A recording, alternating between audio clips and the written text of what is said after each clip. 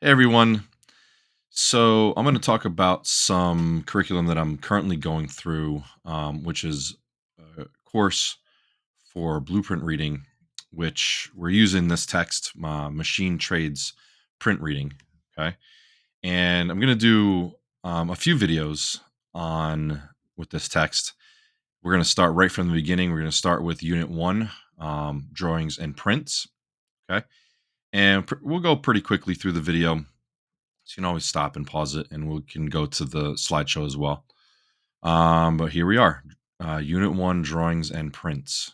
Okay, so we have objectives, right? Obviously, so we're gonna list the two primary phases of the manufacturing process. We're gonna explain the roles of various members of a design team, describe potential uses for a 3D part model, identify potential benefits of manual drafting skills for workers in the manufacturing industry, differentiate part drawings and assembly drawings, and identify occupations that require print reading skills. Okay. So, what do drawings and prints do? Okay, when we're thinking about manufacturing, right? Because this is all based on manufacturing. We have to go back to that all the time.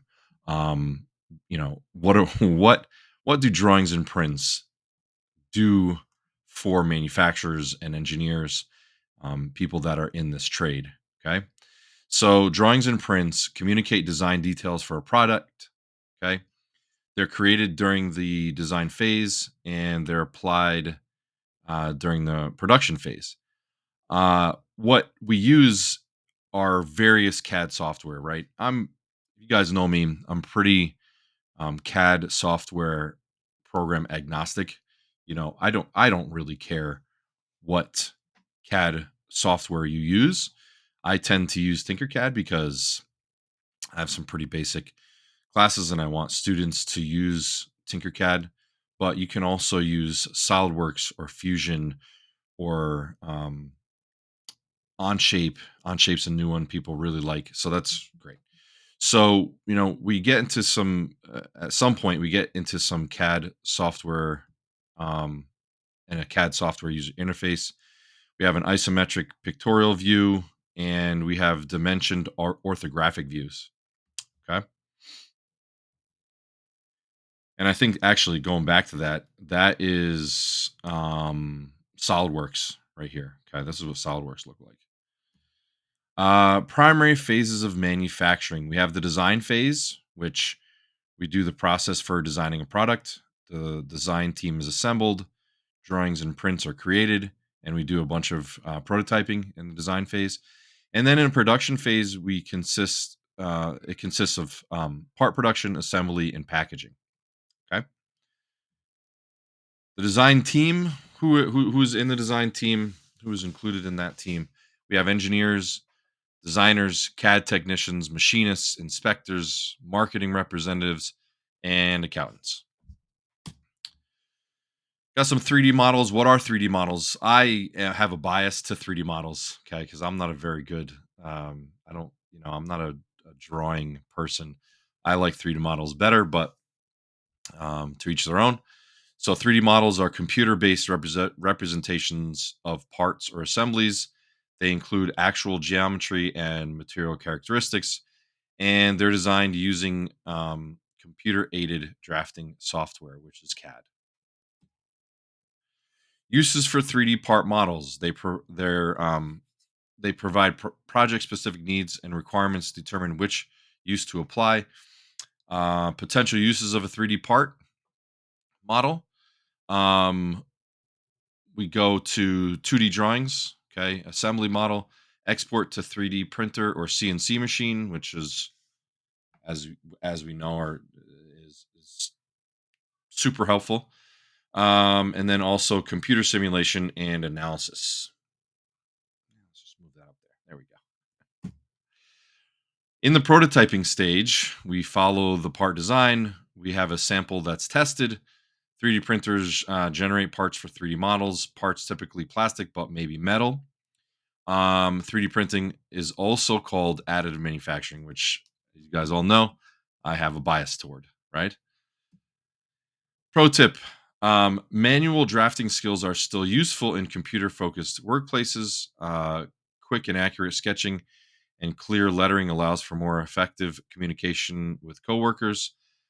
Knowledge applied in drafting and required for print reading is similar. Okay. Drawings um, consist of part drawings and assembly drawings. Okay. So in this course, we're going to go over, we're going to talk a lot about what all of this information is. Okay. In a blueprint. So we have some dimension views, and you have a bunch of different dimensions and measurements and angles and everything that you would need to recreate this part. And then you have a whole bunch of information down here, which I guess can be summed up as tolerance information, right? Um, Also, like what you have codes down here. I was gonna say what material you're gonna use. Is all gonna be specified down here in the tolerance information. Okay. Prints, they're a physical copy of a drawing. Print reading is the interpretation of information shown on a drawing or print. And blueprints were prints with white lines on a blue background. Not going to get into that in this course too much. Blueprints. We're going to really talk about print reading in general. In the production phase, we do part production, part inspection, assembly, and packaging. And occupations that are using print reading. Okay. Examples of print reading applications. So you have different phases on I guess this is the left hand side here. So you have the design phase, the production phase, the assembly phase, the maintenance phase, and repair phase. And these are just some examples, once again, of occupations and uses of print reading skills. Not going to read all of them, but in the design phase, for example, we have engineers, designers, and drafters. We also um, occupations and design phase. We have the marketing team, we have accountants, we have technical writers, and they do different things, right? The engineers, designers, and drafters, they interpret drawings created by others that impact the design of a part. The marketing team visualizes completed product based on prints.